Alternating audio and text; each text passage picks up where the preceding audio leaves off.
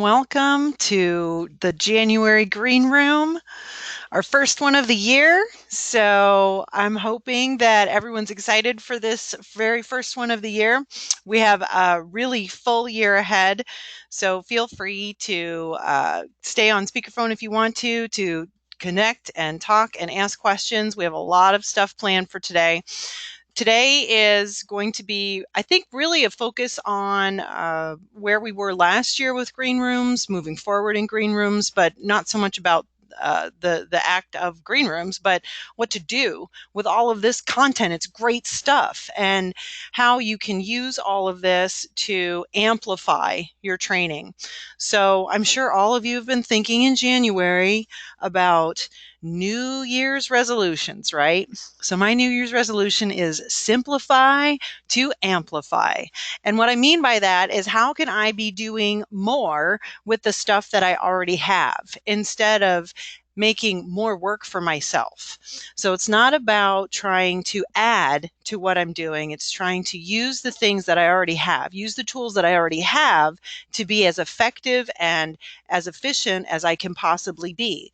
So if you are a subscriber to the virtual coaching solution, you already have tools available to you that are going to help you to be a more powerful leader, that are going to help you to be more influential, that are going to also help you in those times when you're just maybe not in the mood, to be honest.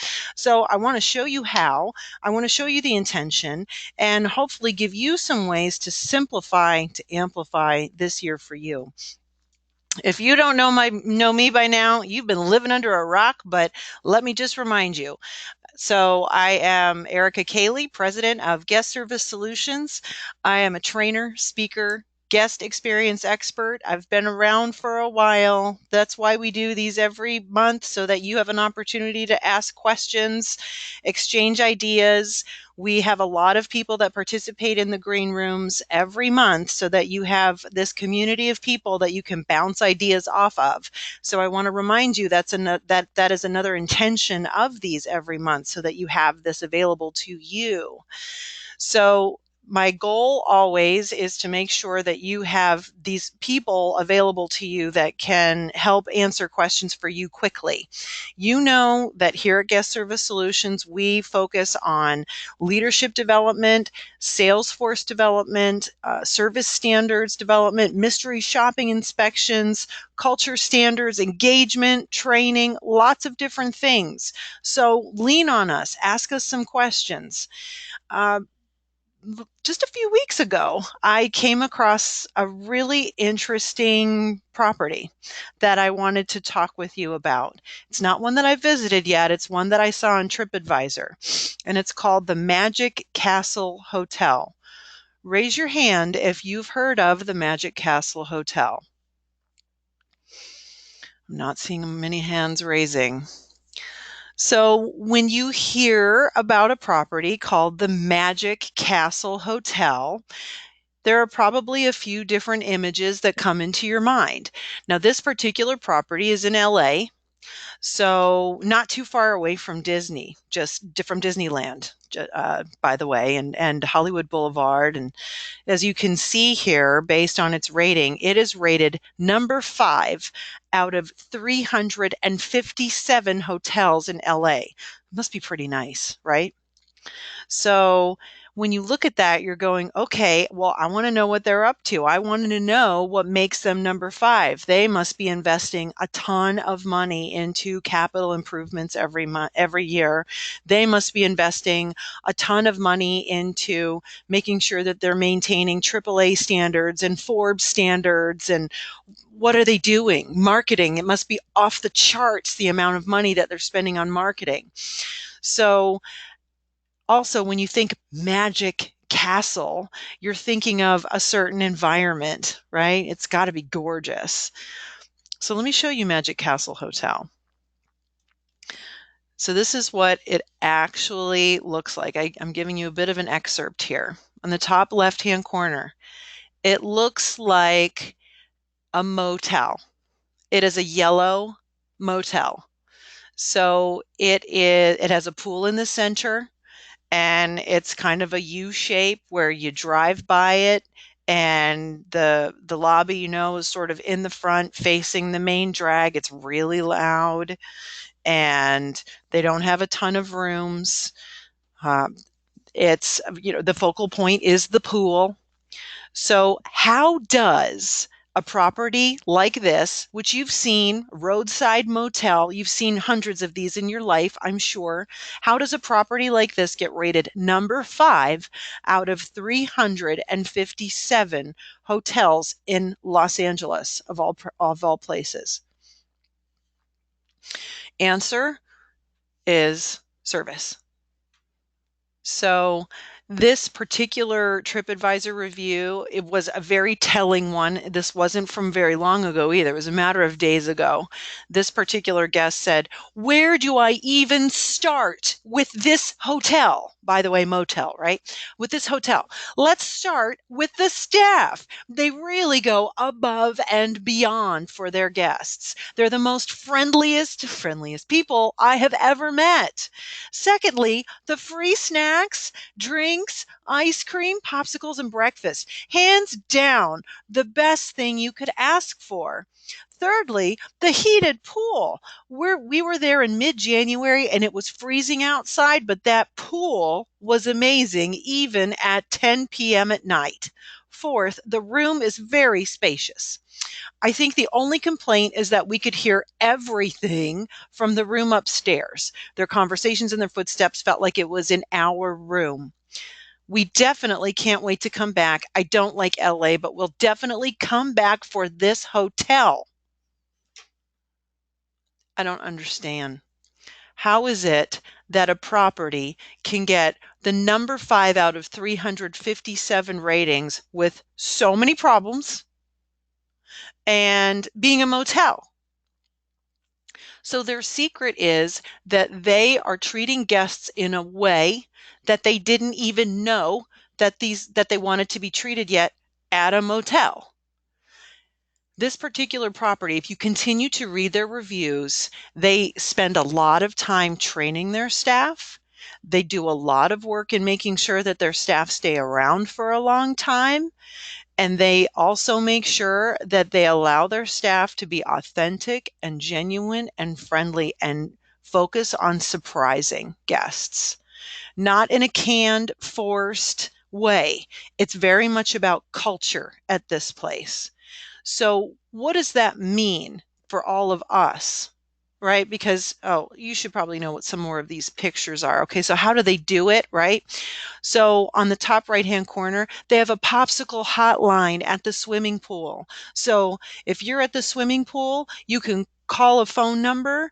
Just you can pick up that red phone and say, "I need some popsicles," and a person comes out with white gloves and a silver tray filled with popsicles of multiple flavors, and you can choose the popsicle flavor that you want.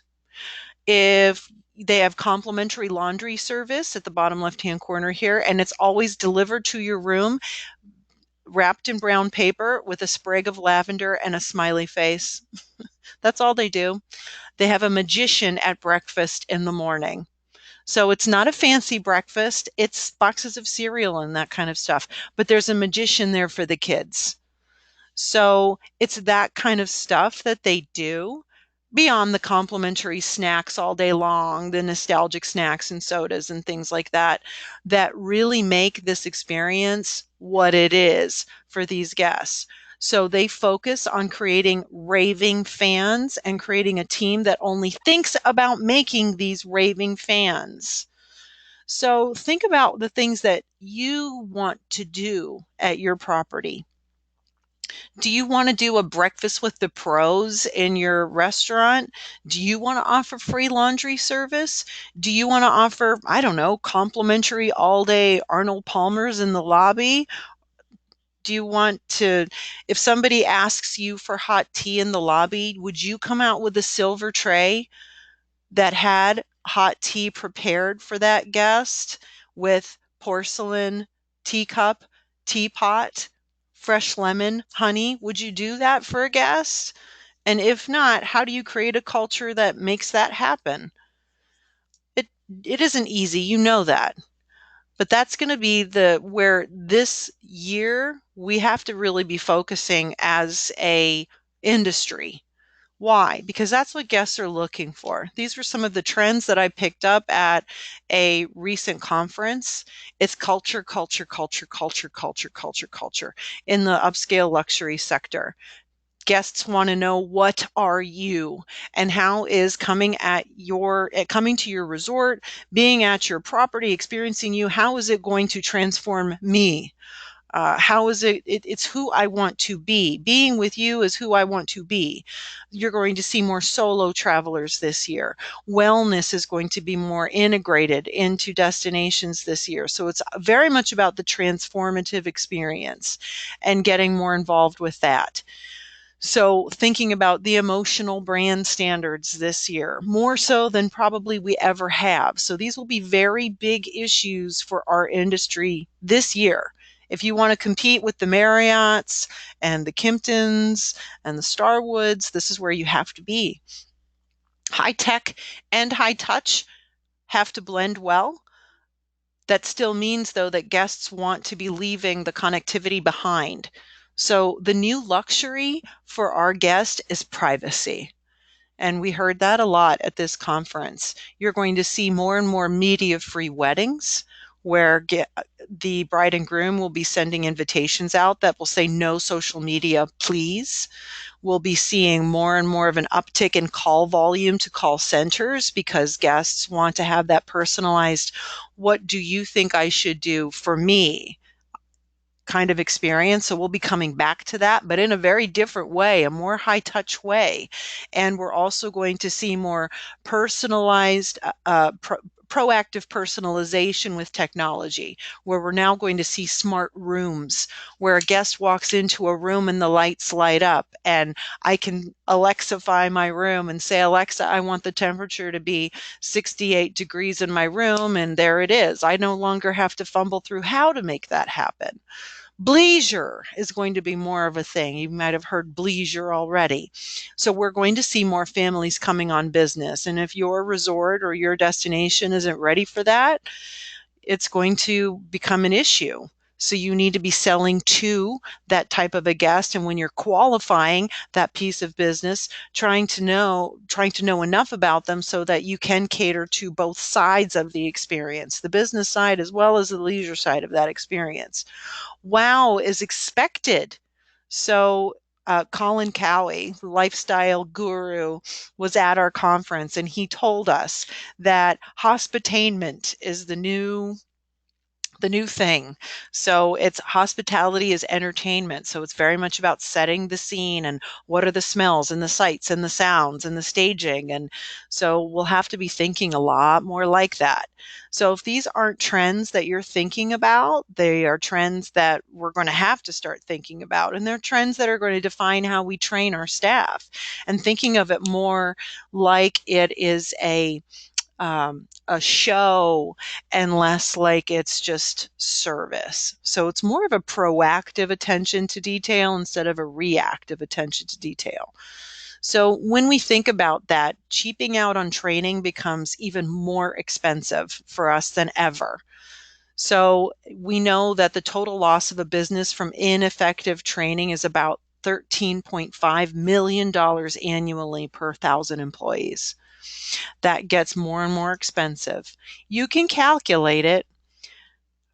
I guess my bigger issue, and I'm happy to run through calculations with any one of you. My bigger issue sometimes can be, though, that when you're calculating the ROI of training, I think the bigger thing to be thinking about when you're calculating it is, can you afford really not to?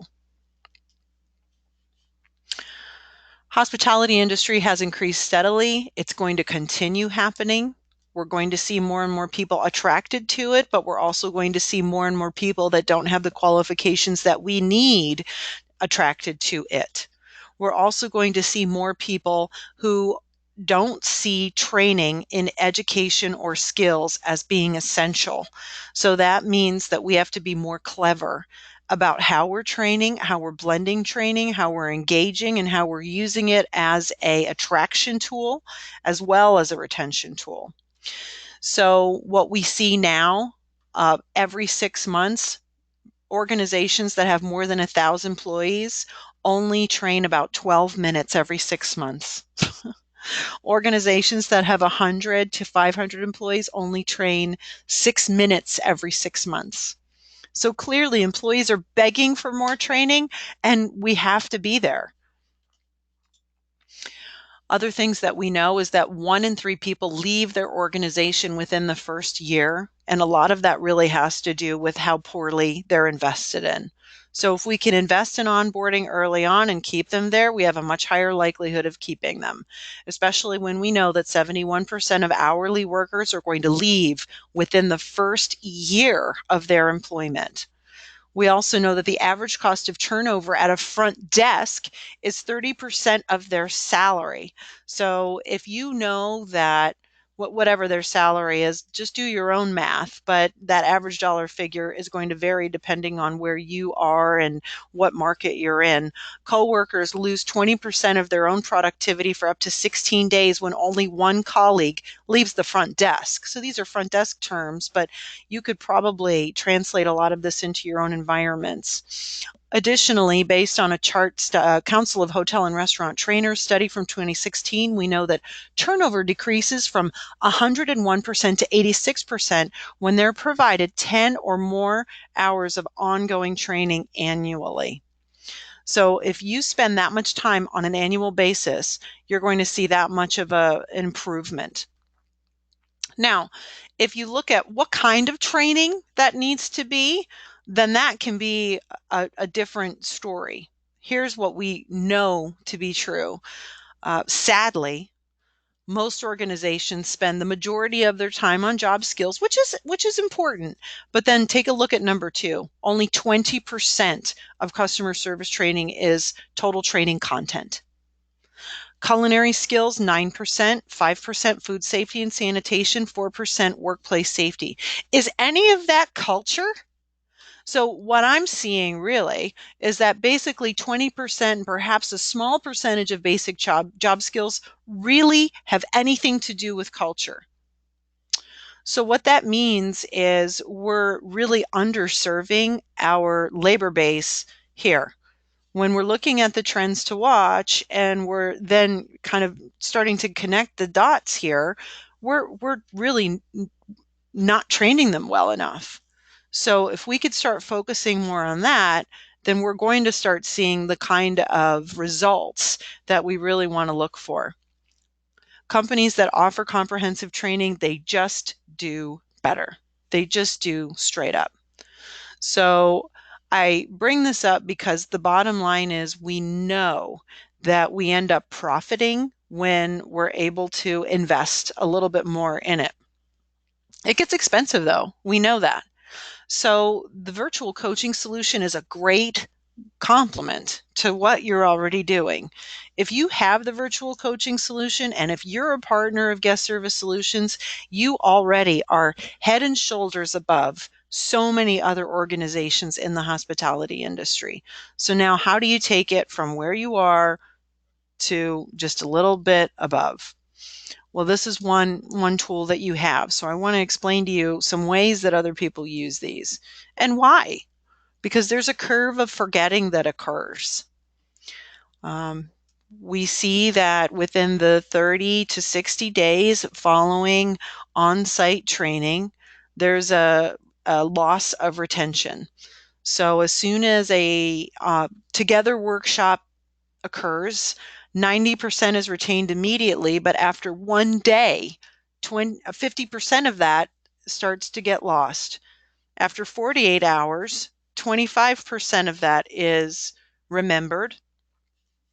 And then after 30 days, only 10% of that is actually remembered. So I bring this up to you because I really want you thinking about the fact that you need a way to keep it going on a regular basis, or you're not ever going to sustain the total benefit of what you're trying to do.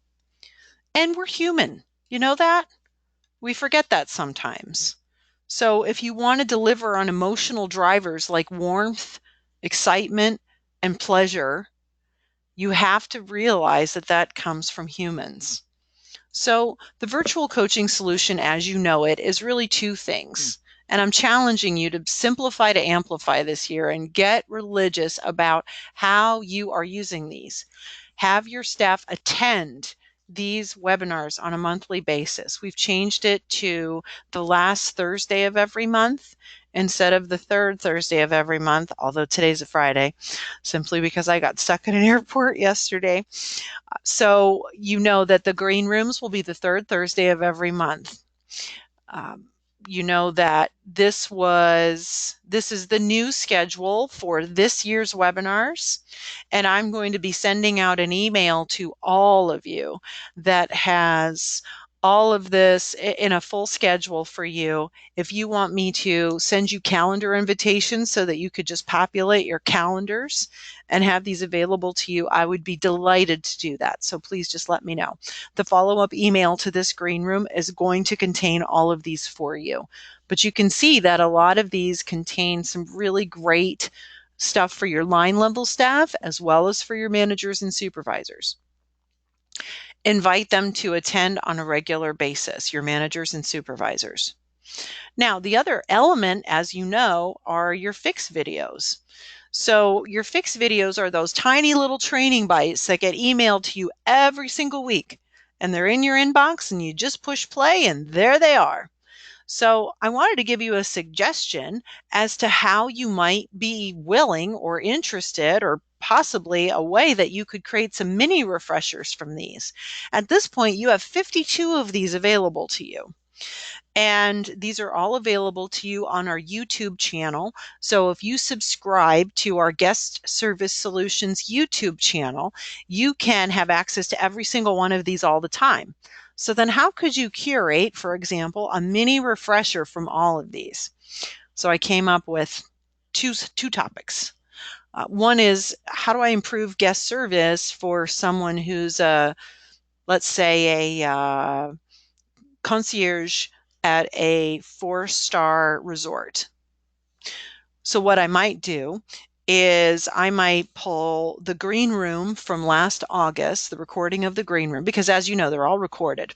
So we have the green room of 4-star service tips and tricks. I would have them view that. I would have that same employee view increasing guest loyalty from last May's green room, but then I would also have them view 5 fix videos to supplement that. So then they have two 30-minute green rooms plus, let's just say 5, 10, 15, 20, 25, 30. 25 minutes. So 25, so less than an hour of time. You have less than an hour's worth of content here, and it helps as a mini refresher that helps us to get ahead of this curve of forgetting that could potentially occur. I handpicked these. I picked, let me tell you what I can do. That's a great one for 4-star service. The 10-5 rule, how we make eye contact and smile when a guest is approaching us. Lights, camera, action. So that technique, how do we put ourselves in action? The art of welcome, and how to remember names. So these are quick, tiny, as you know, little bites, but if you thread them all together, this is a great refresher for a um, veteran staff member. Now, here's another example, sharpening sales skills. This is great for a veteran sales staff member who's been here, let's say 5 years, 6 years, and maybe they've just forgotten a few things, or it's not that they're lazy, it's that they're human. So using a few green rooms from this upcoming year, how could we help them to hone some things? Well, I picked quite a few for this one, so I just did a screenshot of the library. I chose next month's green room, which is Your Call is Very Important, Top 10 Telephone Etiquette Tips. I also chose July's green room coming up, which is called Can I Book That? Oh, excuse me. Can I Book That? And Other Relationship Breakers in Sales. We have a lot of those. And then I chose about 11 or 12 different fixes because our strategic Salesforce development series is rather long. And we have everything from closing techniques to generous listening techniques to upselling and cross-selling techniques. So a nice collection in here. This is great for onboarding as well. So you could really be using these in a more meaningful way, let's say, to help your staff members really get some more of the reinforcement or even new hire training that you feel like they need. So these are great tools available to you that you have right now. So just as a reminder, this is the upcoming green room schedule as it looks right now. Excuse me, I don't like the way that one looks.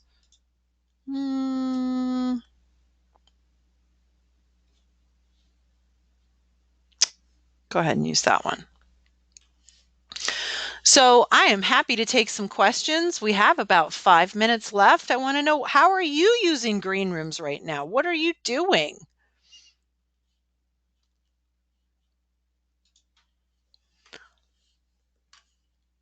So anyone's welcome to contribute, ask some questions, or text chat. You're welcome to do that. So let me see if I can get back to my screen here.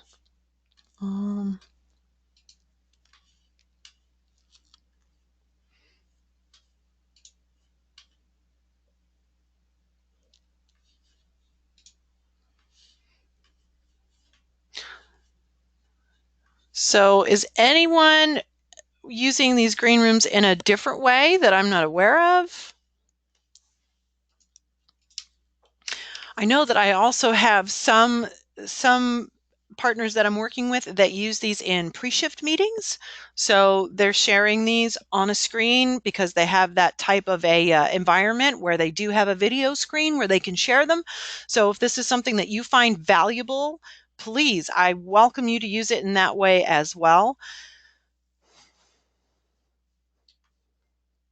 So I would say be prepared to ask some questions about how you can use the green room and fix videos. And if you do find that coming into the year, you're looking at all of this and saying, I don't know how I want to use it. I don't know what to use for this particular skill that I want to reinforce or train, I want you to please feel free to let me know. Um, the green rooms, by the way, Ed, I think you asked me what time. The green rooms will always be at 2 o'clock on the last Thursday of every month. So you are more than welcome to weigh in if there's a better time. I can certainly be flexible. So far, no one has told me that it needs to change, but I'm open. So I'm fine with changing that time if that's needed.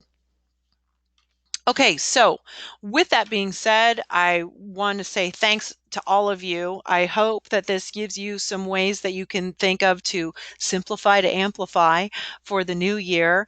And as usual, I am just so grateful to be your partner in progress again in the year 2019. So if I can be of any service to all of you this year, you know where to find me. Please give us a call and be prepared to come for next month, which is this month's green room, which is your call is very important to us. Top 10 telephone etiquette tips.